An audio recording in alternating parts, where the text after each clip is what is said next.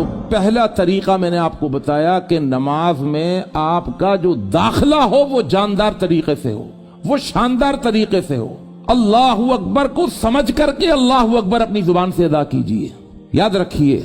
یہ پہلا طریقہ ہے۔ اگر میں اور آسان لفظوں میں یہ طریقہ سمجھاؤں کہ صرف جسم کے ساتھ نماز نہیں پڑھیں بلکہ اپنی روح کے ساتھ بھی نماز پڑھیں، صرف تن کے ساتھ نماز نہ پڑھیں، من کے ساتھ بھی نماز پڑھیں، صرف ظاہر کے ساتھ نماز نہ پڑھیں بلکہ باطن کے ساتھ بھی نماز پڑھیں، اپنی پوری توجہ کے ساتھ، اپنے خیالات، اپنے تفکرات، اپنے تصورات بس یہی ہوں کہ میرا اللہ میرے سامنے ہے اور وہ سب سے بڑھ کر اور میں سب سے کم تر۔ اس شان کے ساتھ آپ نماز کے اندر جب داخل ہوں گے تو یہ پہلا طریقہ ہے، نماز کے اندر خشوع پیدا ہوگا سو ہوگا۔ نماز کے اندر ڈوب کر کے نماز پڑھیں، جسم اور روح کے مجموعے کے ساتھ نماز پڑھیں،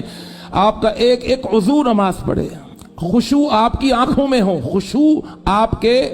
گوشت میں ہو، خشوع آپ کے خون میں ہو، خشوع آپ کے ایک ایک جوڑ میں ہو، آپ کے پٹھوں میں ہو، آپ کے دماغ میں خشوع ہو، آپ کی ہڈیوں کے گودے میں خشوع ہو۔ آپ کہیں گے مولوی صاحب یہ تو آپ خطیبانہ انداز میں یہ جو لفاظیاں دکھا رہے ہیں کہ ہڈیوں میں خشوع ہو، کانوں میں کہاں سے خشوع آئے گا، خون میں کہاں سے خشوع آئے گا، اور پٹھوں میں کہاں سے خشوع آئے گا، دماغ میں اور گودے میں کہاں سے خشوع آئے گا؟ آئیے میں آپ کو حدیث سناؤں، نسائی کی حدیث ہے، صحیح حدیث، اللہ کے رسول صلی اللہ علیہ وسلم کی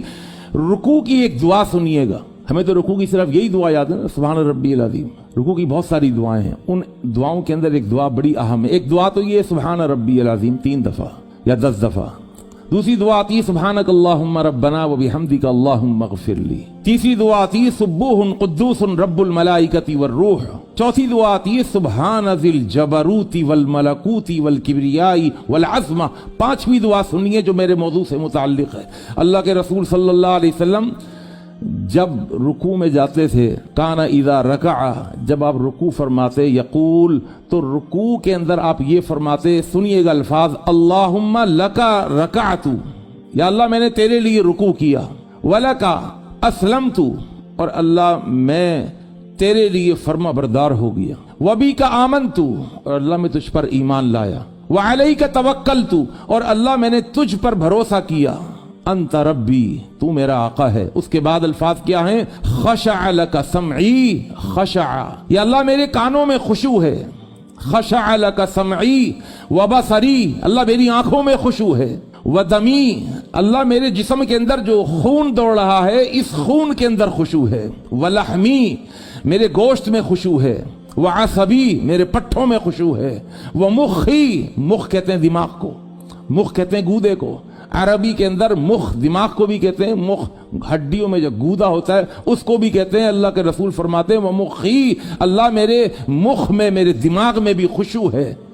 میری ہڈیوں کے گودے کے اندر خشوع ہے، دمی وعصبی ولحمی وعصبی ومخی للہ رب العالمین۔ تو اس طرح نماز کے اندر داخل ہوں کہ آپ کے ایک ایک جوڑ نماز پڑھ رہا ہو، آپ کا خون نماز پڑھ رہا ہو، آپ کا گوشت نماز پڑھ رہا ہو، آپ کے پٹھے نماز پڑھ رہے ہوں، اور خشوع آپ کے پورے وجود کے اوپر طاری ہو۔ اللہ کے رسول صلی اللہ علیہ وسلم کی ایک حدیث ہے صحیح الجامع کی، فرمایا کوئی شخص اگر وضو کرتا ہے اور وضو کر کر جب نماز میں داخل ہوتا ہے تو نماز میں داخل ہونے کے بعد حدیث کے الفاظ ہیں وَفَرَّغَ قَلْبَهُ لِلَّهِ تَعَالَى، وہ اپنے دل کو اللہ کے لیے فارغ کر دیتا ہے۔ فراغت کس کے لیے؟ بس اللہ کے لیے، صرف اور اللہ ہوتا ہے اس کے دل کے اندر، وَفَرَّغَ قَلْبَهُ لِلَّهِ۔ تو اللہ کے رسول صلی اللہ علیہ وسلم نے فرمایا رجع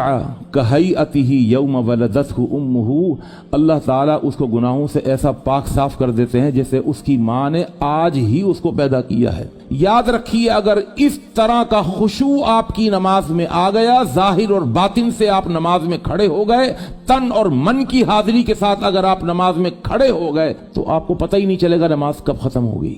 کب شروع ہوئی کب ختم ہوئی، 10 منٹ لگے یا آدھا گھنٹہ لگا آپ کو آپ کی نماز میں، پتہ ہی نہیں چلے گا۔ اللہ کے رسول صلی اللہ علیہ وسلم کی نماز کا یہی حال تھا۔ حدیث میں آتا ہے اللہ کے رسول صلی اللہ علیہ وسلم کان یصلی، نماز پڑھتے تھے، حتی تورمت قدماہ، آپ کے پاؤں مبارک پر ورم آ جاتا تھا، او تنتفخ قدماہ، آپ کے پاؤں مبارک پھول جاتے تھے، پتہ ہی نہیں ہوتا تھا کہ پاؤں میں ورم آ گیا یا پاؤں پھول گئے، اس لیے کہ انسان مستغرق ہے، نماز میں ڈوبا ہوا ہے، اپنے اللہ کو دیکھ رہا ہے یا اس کیفیت کے اندر ہے کہ میرا اللہ مجھے دیکھ رہا ہے۔ यही वजह है अब्दुल्ला इब्न जुबैर रजी अल्लाह ताला अन्हु के बारे में आता है, बुखारी के अल्फाज हैं, कान इज़ा सल्ला, जब वो नमाज पढ़ते थे, कअन्नहु ऊदुन, नमाज में ऐसे खड़े होते थे जैसे एक लकड़ी है जिसको जमीन पर गाड़ दिया गया हो, हिलते ही नहीं थे। इतने सुकून के साथ जिस तरह एक लकड़ी जमीन पर गाड़ दी जाए वो खड़ी हुई होती है, इस तरह नमाज के अंदर वो खड़े हुआ करते थे।